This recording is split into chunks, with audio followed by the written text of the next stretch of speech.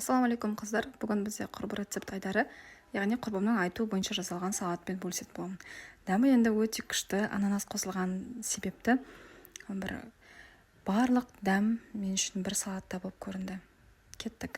Бізге қалайдағы ананас, 5 жұмыртқа, 150 грамм фарш, 90 грамм сыр және майонез керек болады. Фаршты тауық етімен ауыстыруға да болады. Мен домашний фаршты таңдадым. Қыздар, бірінші каналға тіркеліп, лайк басып, осы салатты жасап көргеннен кейін міндетті түрде комментарийге қалдырып кетіңіздер отзывты. Мен фаршты майға тұз қосып араластырып, күйдіріп, жақсылап қуырып алдым. Соны ыдысқа саламыз, одан кейін жұмыртқаны саламыз ыдысқа. Фарш ұсақ болғаннан кейін тауық етіне қарағанда мен барлығын кішкентай кубиктер қылып турадым. Негізі тауық етімен қоссаңыз үлкен қылып турайсыз. Енді туралған ананасты қосамыз. Содан кейін сырды тоже көп керек емес. Негізі мен барлығын турап қойдым. 90 грамм жарайды, барлығын қосып қажет емес.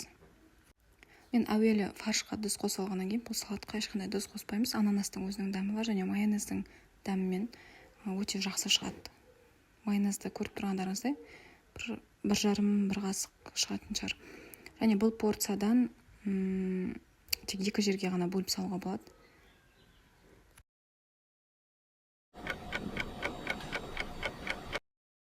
Мінекей қыздар, құрбымның айтуымен жасалған салат осымен дайын.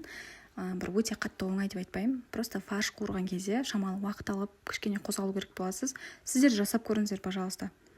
Айтпақшы қыздар, алдыңғы видеода булочканың жұмсақ рецептімен бөлістім. Қажеттіңіз болса, қарап көріңіз.